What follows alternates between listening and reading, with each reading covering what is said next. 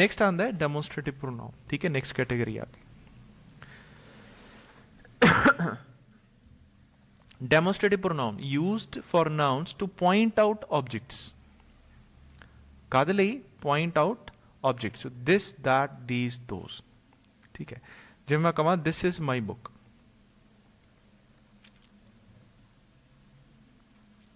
ठीक है, जो मैं कहां दिस की मैं किहदे लई यूज कर रहा, बुक लई यूज कर रहा, ठीक है। सो इत्थे साडा सब्जेक्ट की है दिस, बट ये सानू पता लगता है कि किहनू पॉइंट आउट कर रहा है, हमेशा ऑब्जेक्ट नू। समझ पा रहे हो? This is my book, that is her house, these are the questions which you have to solve, ठीक है। आ तो सानू पता है रिलेटिव प्रोनाउन है, ठीक है, विच एक कंजंक्शन है, प्रोनाउन भी है तो नाल दी नाल की है conjunction. So you have to solve, so you have to solve a portion हो गया, ठीक है। ओके, सो हुन आके these are the question, so these are the questions,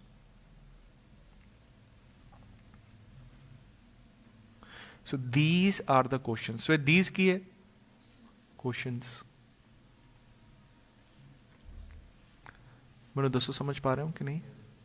अच्छा हुन इत्थे रिलेटिव प्रोनाउन है ना जिहड़ा पिछे, चलो 2 मिनट इनू फिर आपां फर्दर देखांगे, कोई गल नहीं, इनू छड्ड दिंदे हाले।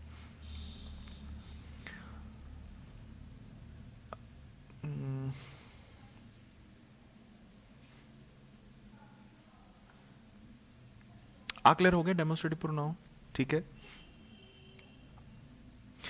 नेक्स्ट पोर्शन के अंदर रिफ्लेक्सिव ते इंपैथेटिक प्रोनाउन, ठीक है। रिफ्लैक्सिव प्रोनाउन किहड़ा हुंदा है ते इंपैथेटिक प्रोनाउन किहड़ा? देखो जो आपां जिहड़े प्रोनाउंस है, ठीक है, जिवें अवर हो गया, ठीक है, या माई हो गया, इहदे नाल आपां की लिख दईए सैल्फ या सैल्व्स, ये की बन जांदा है रिफ्लैक्सिव ते इंपैथेटिक प्रोनाउन, ठीक है। रिफ्लैक्सिव कदों कहने जो किहड़ी जगह ते यूज होवे? ऑब्जेक्ट। इंपैथेटिक जिहड़ा सबजैक्ट की जगह ते यूज होवे, पर ध्यान रखना वो सबजैक्ट आप बन नहीं सकता। मैं दसदा मैं की कह रहा। वैन सेल्फ और selves is added to object case of a pronoun it becomes reflexive pronoun. When self or selves is added to the subject case of a pronoun, it becomes empathetic pronoun, ठीक है। Example my self, her self, himself. देखो जो singular है वो क्या आएगा? Self. जो plural है तो वो सेल्फ तो नहीं आ सकता, क्या आएगा? सेल्व्स, ठीक है। दैम दे नाल भी क्या आएगा? सेल्व्स। अच्छा यूअर, हुण ये मे भी सिंगुलर हो सकता है, मे भी प्लूरल भी हो सकता है, क्योंकि सिंगुलर भी सेम होंदा है तो प्लूरल भी सेम ही होंदा है। सो ये नाल सेल्फ भी हो सकता है, सेल्फ्स भी हो सकता है, ठीक है। समझ पा रहे हो कि नहीं? ओके, नेक्स्ट देखते हैं। जिवें कि I hurt myself, I hurt कोई होर भी हो सकता सी, जिवें कि आई हर्ट राम, मैं राम नूं हर्ट कीता, ठीक है। सो इत्थे परसन ने अपने आप नूं हर्ट कीता, ठीक है। सो आपां की कहांगे? He hurt himself. I hurt myself, you will hurt yourself, ठीक है। ये आप यूज कर रहे हैं एज अ रिफ्लेक्सिव। आ समझ पा रहे हो कि नहीं? अच्छा हूँ नेक्स्ट आ गया, I will do it my self, I myself saw him do it. So important की है क्योंकि ये इंपैथेटिक की हुंदा जिहड़ा किस जगह ते यूज होवे? सबजैक्ट केस होवे। हुण मैं ऐदा लिख सकदा ना, my self saw him do it, my self saw him do it नहीं। जे मैं इत्थे माई सेल्फ लिखना है, बट ध्यान रखना है इंपैथेटिक प्रोनाउन जिहड़ा हुंदा है वो सबजैक्ट केस तो हुंदा है, बट वो कदी भी subject it can not, it can't stand alone as a subject. इहदा की मतलब होया? वो सबजैक्ट की जगह ते कल्ला खड़ा नहीं हो सकता, ये याद रखना है, पॉसिबल नहीं। आप इदा करिए my self saw him do it, इदा नहीं होएगा। सो वो लिए सानू रैफरेंस लेनी पैनी है। सो आपां नू की कवांगे? I myself saw him do it. So समझ पा रहे हो कि नहीं?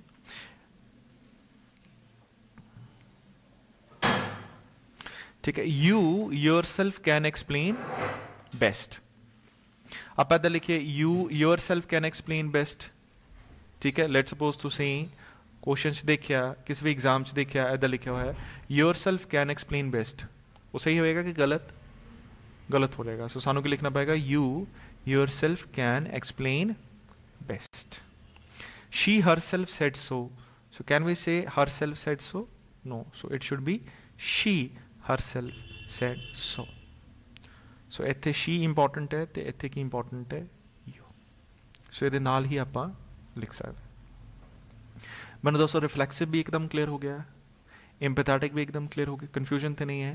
सो ये थोड़े जे बेसिक्स रूल है, बेसिक रूल है जो भी आप चेक करते हैं फर्दर। सो आ कुछ वर्ब्स है, acquaint, absent, avail, reconcile, amuse, resign, avenge, revenge, enjoy, exert, apply, adapt, adjust, pride, overreach। ठीक है, सो आर यूज्ड रिफ्लैक्सिवली। रिफ्लैक्सिवली मतलब ऑब्जेक्ट दे नाल, जिवें कि you should avail yourself of every chance in life. So avail आ गया, so avail तो बाद आप लिखांगे योर सेल्फ। क्या समझ पा रहा हूं कि नहीं? नेक्स्ट देखते हैं, they enjoyed themselves during the Dubai trip। आ समझ पा रहे हो? ये जो वर्ड है enjoyed, ठीक है, enjoyed। सो आप इस तो बाद कई बार रिफ्लैक्सिवली यूज नहीं भी करते, जिवें कि I enjoyed the party, I enjoyed the party. So मैं इंजॉय किया, मैं किनू इंजॉय किया?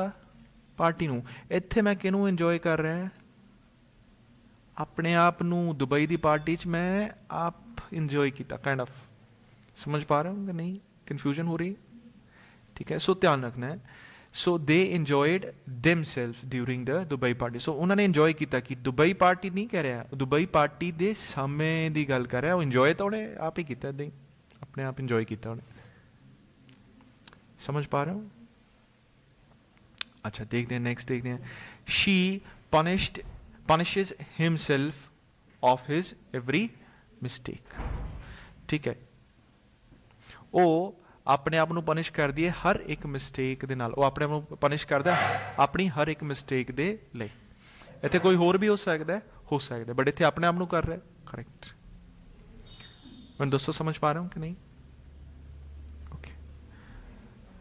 क्या क्लियर हो गया पोर्शन? यस।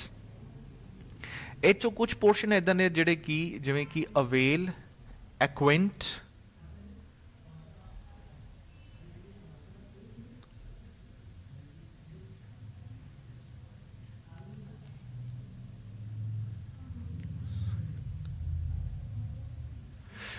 ਇਹ ਦੋਨਾਂ 'ਚ ਤਾਂ ਸਾਨੂੰ ਰਿਫਲੈਕਸਿਵ ਯੂਜ਼ ਕਰਨਾ ਹੀ ਪਏਗਾ। बाकियां थोड़ी ऑप्शन है, हो भी सकता है नहीं भी। ठीक है, अवेल ते इक्विंट। अच्छा, आप कई बार कहने रिवेंज, कई बार कहने अवेंज। ये तो डिफरेंस की होया? अवेंज, रिवेंज, उनका तो बदला लेना ही है। डिफरेंस की होया?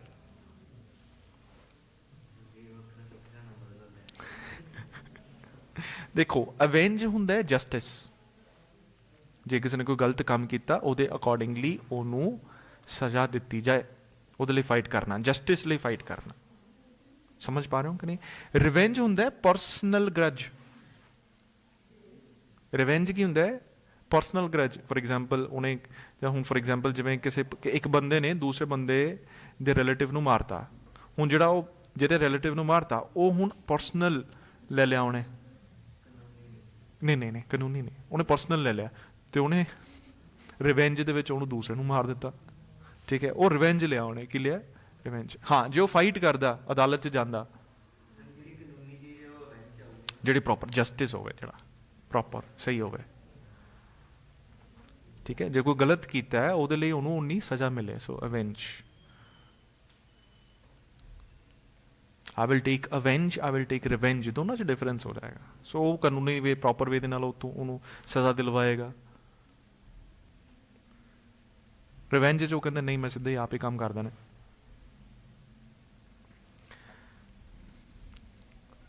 ਆ ਸਮਝ ਪਾ ਰਹੇ ਹੋ ਕਿ ਨਹੀਂ? ਅੱਛਾ, ਹੁਣ ਆ ਜਿਹੜਾ ਪੋਰਸ਼ਨ ਹੈ ਜਿਵੇਂ ਕਿ the verb keep, turn, quality, move, rest, hide are not used ਰਿਫਲੈਕਸਿਵਲੀ।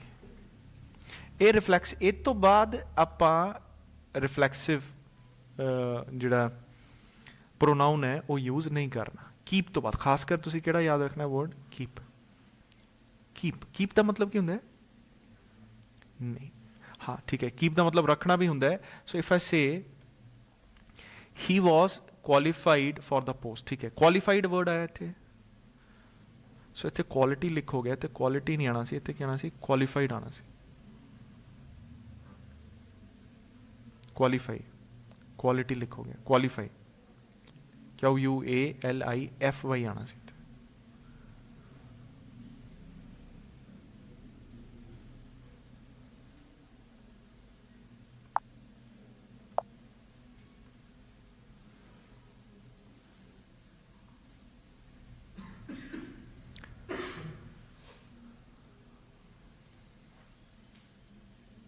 ठीक है, so the verb keep, turn, qualify, move, rest, hide, etc. are not used reflexively. ठीक है, example, he has qualified for the post। आप ऐसा नहीं लिखांगे he has qualified himself for the post, नहीं, ठीक है। he hide in the room, he hide himself in the room, उन्हें अपने आप को hide करा लिया, ऐसा नहीं होएगा। so he hide in the room। the man moved towards the crowd, ऐसा नहीं आप कहेंगे the man moved himself towards the crowd. क्या क्लियर हो गया है?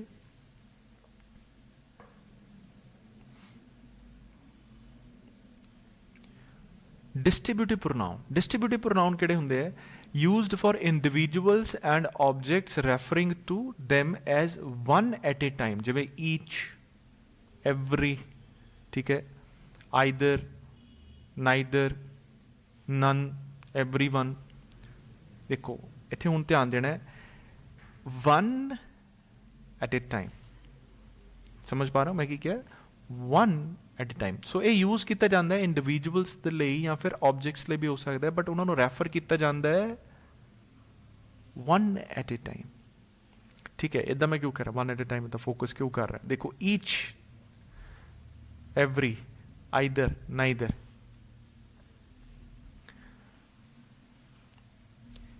Either of the two sisters. हुण ये दो सिस्टर्स है, दो दे लई या तो आपां की कवांगे आइदर या की कवांगे नाइदर। जे है तो आइदर, जे नहीं है तो नाइदर। अच्छा, हुण जे आपां इहनूं यूज करिए आइदर, बट इहनूं आपां दोनों नूं इकट्ठिआं नूं रैफर कर रहे कि एक एक? One at a time. So क्योंकि ये वन एट ए टाइम नूं रैफर किया जाता है, दैट मीनस फिर ए इज नाल आना। सो वर्ब क्या आएगी? सिंगुलर के प्लूरल? सिंगुलर। आ समझ पा रहे हो कि नहीं?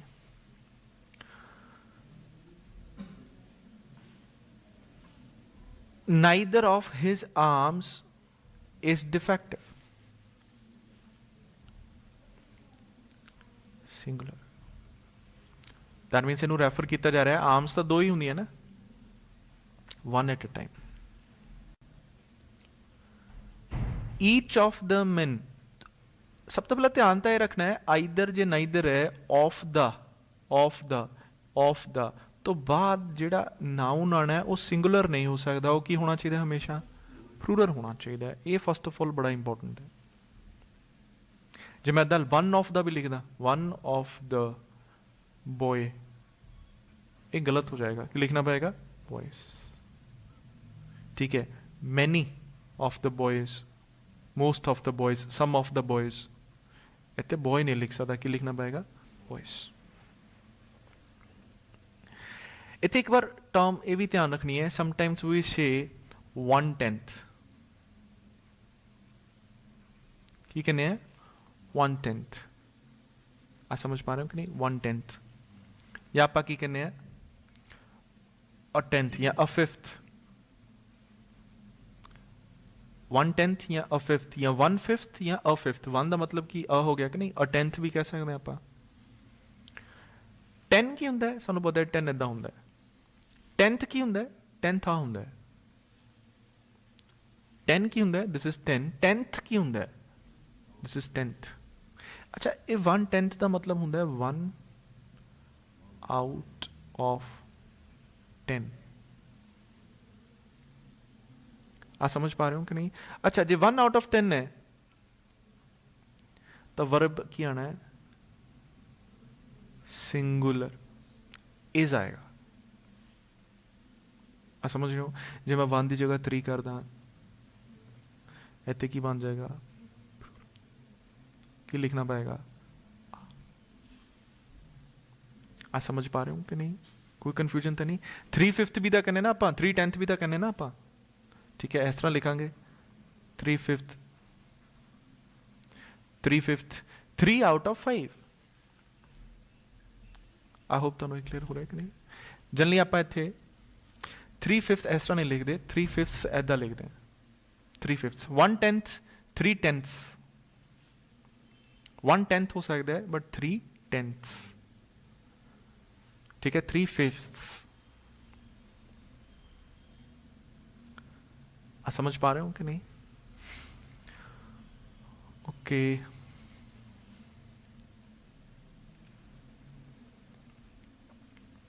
अभी क्लियर हो गया ईच ऑफ द मैन। अच्छा कई बार ईच मैन भी लिखा होंगे, ईच फिर मैन नहीं आना, क्या आना है? मैन।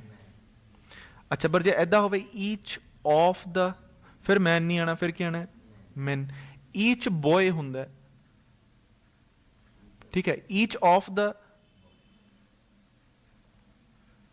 फिर बॉय नहीं आना, फिर क्या आना है? बॉयज। थोड़ा डिफरेंस है, ये प्रोनाउन है, ये एडजेक्टिव है। समझ पा रहे हो? ये प्रोनाउन है, ये एडजेक्टिव एडजेक्टिव जिते विच प्रैपोजिशन आ जाए ना, इत्थे भी ते इहदे दो नाउन दे विच प्रैपोजिशन जो दो चीज़ों दे विच प्रैपोजिशन आ गया, याद रखो एडजेक्टिव नहीं है, वो की है फिर? प्रोनाउन है। इत्थे क्लियर हो रहा है कि नहीं? ओके देन आप देखते हैं। So each of these horses cost 5,000 rupees. So इन्होंने आप कहने डिस्ट्रीब्यूटिव प्रोनाउन किहड़े किहड़े? Either, neither, each, every, none, every one. इन्हां थोड़ा डिफरेंस भी हुंदा है कि जिद्दां दो चीज़ों की गल हुई, जे किन्नियां दी हुई? दो चीज़ों की, तो फिर आप की लिखांगे? आइदर या नाइदर। जे ज़्यादा की गल हुई तो आप नन ते एवरी वन। हुण ईच ते एवरी च भी प्रॉब्लम आई, सो ध्यान रखना, एक इहदे लई दो, एक इहदे लई दो, एक इहदे लई दो तो ज़्यादा। तुसीं कहोगे 3 या 3 तो ज़्यादा, इतने भी 3 या 3 तो ज़्यादा। ठीक है, ईच ते एवरी, ये भी तो मतलब तो सेम ही होंगे ना। ठीक है, ईच ते एवरी, ये थोड़ा जिहा अपना ध्यान रखना है। ईच आप यूज करते हैं जो दो चीज़ां भी होण, लिख सकते हैं, बट जिहड़ा एवरी है वो या तो दो तो ज़्यादा होण, 3 होण, या 3 तो भी ज़्यादा होण, उहदे लई यूज करना। आ समझ पा रहे हो? ईच दो लिए भी यूज करते हैं, दो तो ज़्यादा लिए भी यूज करते हैं, बट एवरी सिर्फ तो सिर्फ किहदे लई यूज करते हैं? 3 या 3 तो ज़्यादा। जो मैं इदा लिखा,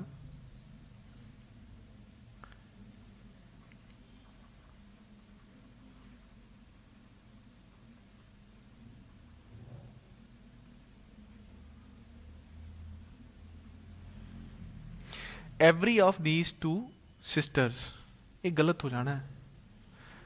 इत्थे की लिखना पएगा?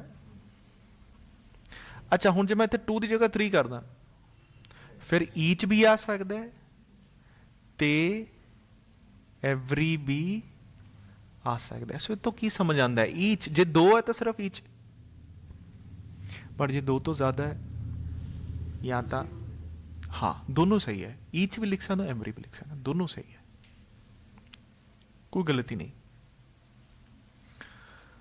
नेक्स्ट चेक करिए। ओके, ईच दो ले भी, दो तो ज़्यादा ले भी, दो तो दो ले भी, ते एवरी सिर्फ दो तो ज़्यादा। ਨੈਕਸਟ ਹੈ ਇਨਡੈਫੀਨਾਈਟ ਪ੍ਰੋਨਾउन। ਇਨਡੈਫੀਨਾਈਟ ਪ੍ਰੋਨਾउन ਕਿਹੜੇ ਹੁੰਦੇ ਆ, ਜਿਵੇਂ ਕਿ ਸਮਵਨ ਰੈਫਰਸ ਟੂ ਪਰਸਨਸ ਔਰ ਥਿੰਗਸ ਇਨ ਏ ਜਨਰਲ ਵੇ, ਜਿਵੇਂ ਕਿ everyone, someone, somebody, nobody, all, few, one, several, another, etc. आ समझ पा रहे हो कि नहीं? अच्छा, क्वेश्चन देखते हैं कि one hardly knows what to do. ये वन कौन है? कोई भी हो सकता है, ठीक है, ओके। नेक्स्ट है सम आर बॉर्न ग्रेट। ये सम कौन है? कोई भी हो सकता है। somebody has stolen my watch। ये somebody कौन है? कोई भी हो सकता है, okay. nobody was there to rescue the child। nobody again कोई भी हो सकता है। सो ये ਜਿਹੜੇ वर्ड्स है everybody, nobody, somebody, all, हाँ ये इनफाइनाइट है, सो अपन पता नहीं है, वी आर नॉट क्लियर कि भी कौन है, सो कोई भी हो सकता है। Many of them were students, उन्होंने विचों कई सारे, सो हुण ਆਪਾਂ ਨੂੰ ਕਨਫਰਮ ਨਹੀਂ ਹੈ, ਸੋ ਇਸ ਕਰਕੇ ਆਪਾਂ ਕੀ ਕਹਿੰਦੇ ਇਹਨੂੰ ਇਨਡੈਫੀਨਾਈਟ ਪ੍ਰੋਨਾउन, ठीक है। इनडेफिनाइट है, सानू पता नहीं है कौन है। फ्यू एस्केप्ड अननोटिस्ड, कुछ बच गए, नोटिस नहीं हुए, सो अगेन अपन नहीं पता कौन है। क्लियर हो गया कि नहीं? इतने इट रेफर्स, सेम आ गई slide, okay. If one is used as the subject, nominative case, nominative case किहड़ा हुंदा है जी? सब्जेक्टिव। एक्यूसेटिव केस किहड़ा हुंदा है?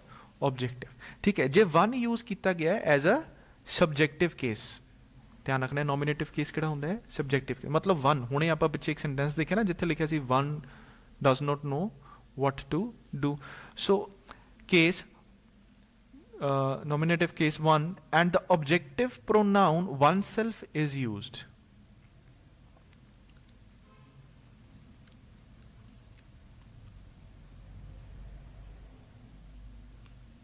one should do one's duty oneself। so जे तां साडा starting च one आ गया ना, हाँ मैं ध्यान रखना है, everyone ਤੇ वन, ਇਹਨਾਂ ਦੋਨਾਂ 'ਚ डिफरेंस है। एवरीवन ਤੇ वन, मैं किहदी गल कर रहा, एवरीवन ਦੀ कि वन ਦੀ? वन। सो वन ਜਦੋਂ यूज किया जाए एज अ सबजैक्ट, ध्यान रखना ਉਹਦੇ प्रोनाउन भी किहदे 'ਚ जाने हैं? वन ਦੇ ਵਿੱਚ। आ समझ पा रहे हो कि नहीं? वन ਜਦੋਂ यूज किया जाए एज अ सबजैक्ट, ਉਹਦੇ प्रोनाउन भी किहदे ਵਿੱਚ जाने हैं? वन या वन सैल्फ। रिफ्लैक्सिव प्रोनाउन भी की बनना है? One self.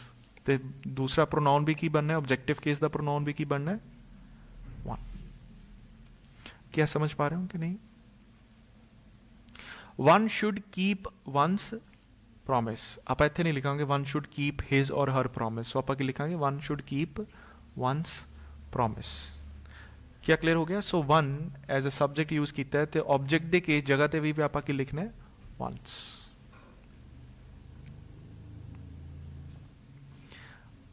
आके समझ पा रहे हो कि नहीं? इंटैरोगेटिव प्रोनाउन, हुण आपां इंटैरोगेटिव प्रोनाउन ते आ गए। सो इंटैरोगेटिव प्रोनाउन किहड़े हो जांदे आ? हू, वट, विच।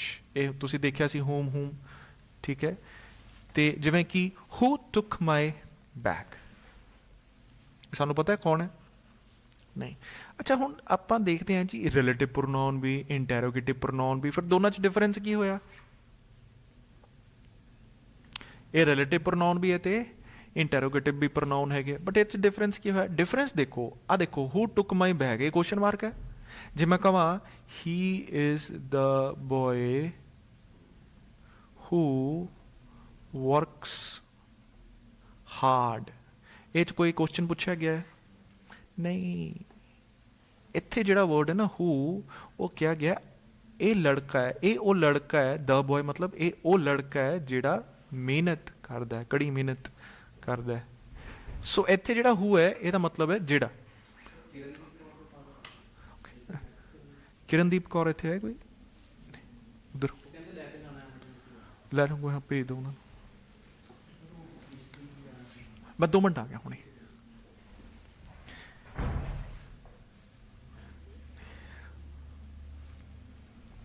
कर रहे सी आपां?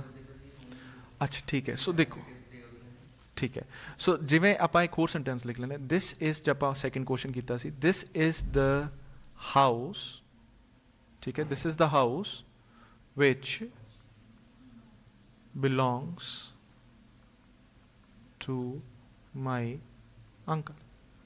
अच्छा हुण जे आपां नोटिस करिए कि ये कोई क्वेश्चन पूछा है नहीं, इन्हां दा मतलब हुंदा है जेड़ा, पंजाबी जदों आपां कहने आ समझ पा रहे हो, जेड़ा, ठीक है। सो ये सानू दस्सण दे लई यूज़ किया जाता है, इस करके आपां इहनूं यूज़ करते हैं रिलेटिव प्रोनाउन, रिलेशनशिप शो कर रहा है इत्थे। बट इत्थे ये रिलेटिव प्रोनाउन नहीं है, इत्थे सानू question, so that means question पूछण दे लई भी ये यूज़ किया जा सकता है, who, which, whom, whose, that. मैनू दसो की समझ पा रहे हो कि नहीं? इन्हां दोनों च रिलेशनशिप डिफरेंस क्लीयर हो गया, ठीक है। सो आ चीज़ हो रहा है, ठीक है, ये रिलेटिव प्रोनाउन है, बट इन्हों ही आप किस तरह यूज़ कर सकते हैं, इंटैरोगेटिव प्रोनाउन। इंटैरोगेटिव प्रोनाउन होने जो मैं तुम्हें पहला दस रहा सीगा, ठीक है, ठीक है। हू टुक माई बैग, ठीक है, या whom did you meet, whose books are these, what do you do for living, ठीक है, ओके। इत्थे हू टुक माई बैग, इत्थे सब्जेक्ट है। हुण होम डिड यू मीट, ये सब्जेक्ट की है, होम, हाँ करेक्ट, ये सब्जेक्ट की है, यू वर्ब की है, मीट ये वर्ब है, ये सब्जेक्ट है, ये हेल्पिंग वर्ब है, ध्यान रखना है, ये ऑब्जेक्ट की गल हो रही है, इस करके ये ऑब्जेक्टिव केस है, होम। जे तुसीं इहदा आंसर दोगे, यू मेट राम, तू मिलिया किनू, राम, ठीक है। सो जे मैनू नहीं पता तो मैं उन्होंने पूछूंगा यू मैट हूम, ऐदा नहीं कहूँगा मैं, कि कहूँगा हूम डिड यू मीट। ध्यान रखना जिथे इंटैरोगेटिव सेंटेंस आ जाए उत्थे सानू कंपलसरी हेल्पिंग वर्ब लिखना पैंदा है। आ समझ पा रहे हो कि नहीं? जिवें मैं कहां राम प्लेस विद श्याम, राम खेलता है, किहदे नाल खेलता है, श्याम नाल, क्या समझ पा रहे हो, ठीक है। या Ram place cricket, chess with Shyam. हुण जे मैं कहां, या मैं आप सीधे सेंटेंस लिखते हैं, राम प्लेस चैस, जे मैं कहां राम की खेलता है, चैस नहीं पता मैनू, ठीक है। इत्थे तो मैनू पता है सब्जेक्ट वर्ब ऑब्जेक्ट, ऑब्जेक्ट मैनू पता नहीं है, सो मैं इत्थे मैं पूछना है भाई की खेलता है, राम प्लेस वट, ऐदा तो मैं नहीं किद्दां लिखा इनू,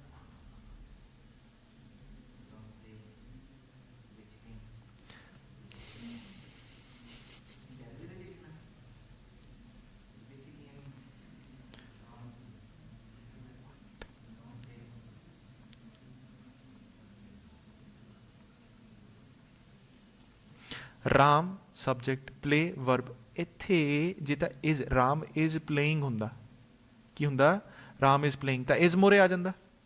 सो आपां कहंदे what is Ram playing, what is Ram playing, ठीक है। मैनू दसो इत्थे कोई है हेल्पिंग वर्ब, नहीं है, हेल्पिंग वर्ब नहीं है, तो बट सानू इंटैरोगेटिव सेंटेंस तो हेल्पिंग वर्ब लिखना पैंदा है, कि तो पहला लिखना पैंदा है, सब्जेक्ट तो पहला। सो आपां डू डज कित्थे लिखदे, सिर्फ तो सिर्फ सिंपल प्रेजेंट टेंस दे विच जदों उहनूं की बनाना होवे, इंटैरोगेटिव या फिर नेगेटिव, क्योंकि नेगेटिव दे विच नॉट वाले सेंटेंस जिहड़े उह च भी सानूं हमेशा की चाहिदा है, helping verb, but simple present tense तो हेल्पिंग वर्ब हुंदा नहीं है।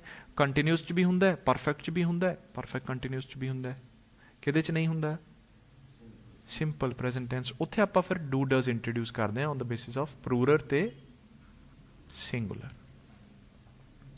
आ समझ पा रहे हो, इस करके आप इत्थे डज लिखिया।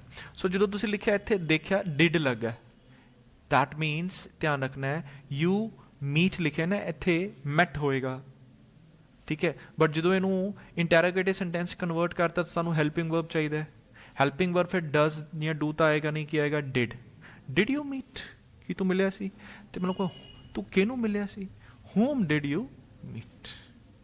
सो जिहड़ा परसन है वो जो आंसर देगा वो कहेगा आई met राम, मैं राम नाल मिलिया सी।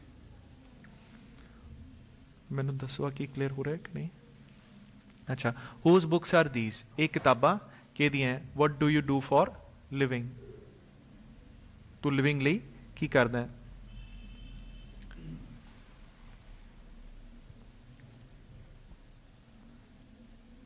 Preposition plus who can be used but not preposition who. ਇਹਦਾ ਮਤਲਬ ਕੀ ਹੈ? 2 ਮਿੰਟ ਚੈੱਕ ਕਰੋ, ਮੈਂ ਹੁਣੇ ਆਇਆ, 2 ਮਿੰਟ ਚੈੱਕ। ਹਾਲੇ ਤੱਕ ਜਿਹੜਾ ਕੁਝ ਕੀਤਾ ਨਾ ਆਪਾਂ, ਉਹ ਕੁਐਸਚਨ ਨੂੰ ਦੇਖੋ, ਕੁਝ ਨਹੀਂ ਪਤਾ ਲੱਗ ਰਿਹਾ, ਪੁੱਛੋ ਕਿਆ ਸਮਝ ਨਹੀਂ।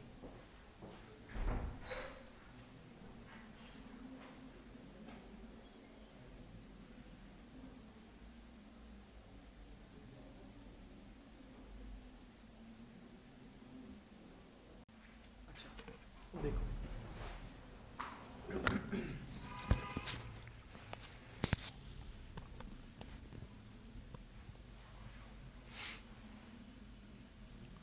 preposition plus whom can be used but not preposition who. Let's see. By whom was the Mahabharat written?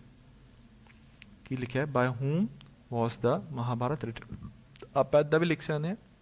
ਅੱਛਾ, ਹੁਣ ਇੱਥੇ ਯਾਦ ਰੱਖਣਾ ਹੈ, by whom was the Mahabharat written? Who was the Ramayana written by? By who was the Ramayana written? ਕੀ ਆਪਾਂ ਇੱਦਾਂ ਲਿਖ ਸਕਦੇ ਹਾਂ? ਨਹੀਂ।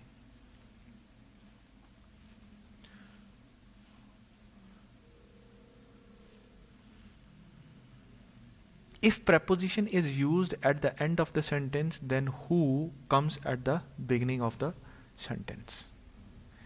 क्या क्लियर हो रहा है कि नहीं? इंटरोगेटिव सेंटेंस है, जे प्रैपोजिशन बाद च लिखनी है तो स्टार्टिंग च ਆਪਾਂ ਕੀ ਲਿਖਾਂਗੇ? who।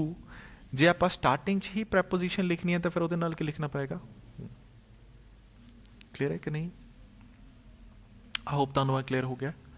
ਠੀਕ ਹੈ, ਕੁਛ ਪੁੱਛਣਾ ਹੈ ਚੋ ਹਲੇ ਤੱਕ ਦੇਖ ਲਓ। ਇੰਟਰੋਗੇਟਿਵ ਪ੍ਰੋਨਾउन ਤੱਕ ਆਪਣਾ ਹੋ ਗਿਆ, ਸਿਰਫ ਇੱਕ ਰਹਿ ਗਿਆ ਰੈਸੀਪ੍ਰੋਕਲ ਪ੍ਰੋਨਾउंस। ਠੀਕ ਹੈ, ਰੈਸੀਪ੍ਰੋਕਲ ਪ੍ਰੋਨਾउंस ਬਹੁਤ ਹੀ ਸਿੰਪਲ ਤੇ ਈਜ਼ੀ ਹੈ। ਈਚ ਅਦਰ ਤੇ ਵਨ ਅਨਦਰ, ਇਹਨਾਂ ਨੂੰ ਆਪਾਂ ਕੀ ਕਹਿੰਦੇ ਆ? ਰੈਸੀਪ੍ਰੋਕਲ ਪ੍ਰੋਨਾउन। ਈਚ ਅਦਰ ਆਪਾਂ ਕਿਹਦੇ ਲਈ ਯੂਜ਼ ਕਰਨਾ? 2 ਦੇ ਲਈ। ਵਨ ਅਨਦਰ ਕੀ ਲਿਖ ਕਿਹਦੇ ਲਈ ਯੂਜ਼ ਕਰਨਾ? 3 ਜਾਂ 3 ਤੋਂ ਜ਼ਿਆਦਾ ਦੇ ਲਈ। ਠੀਕ ਹੈ, ਜਿਵੇਂ ਕਿ ਬੋਥ ਦ ਬ੍ਰਦਰਸ ਲਵ ਈਚ ਅਦਰ ਆਏਗਾ ਕਿ ਵਨ ਅਨਦਰ? ਈਚ ਅਦਰ, ਬਿਲਕੁਲ ਸਹੀ ਹੈ। ਠੀਕ ਹੈ, Indians should not fight with one another. Confusion ਤਾਂ ਨਹੀਂ? ਸੋ ਇੱਥੇ ਆਪਾਂ ਈਚ ਅਦਰ ਲਿਖ ਸਕਦੇ ਹਾਂ। ਕਈ ਵਾਰ ਇੱਦਾਂ ਲਿਖਿਆ ਹੁੰਦਾ ਈਚ ਅਦਰ। ਇੱਕ ਸੈਂਟੈਂਸ ਮੈਂ ਲਿਖ ਦੇਣਾ, ਤੁਸੀਂ ਦੱਸਣਾ ਉਹਦੇ ਬਾਰੇ।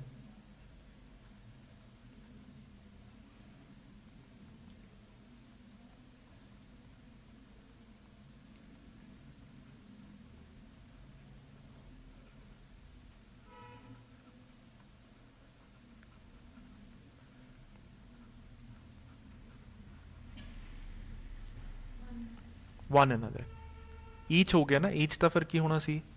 2। ठीक है, सो इतने फिर सानू क्या लिखना पाएगा? 3 कंट्रीज। क्या क्लियर हो गया?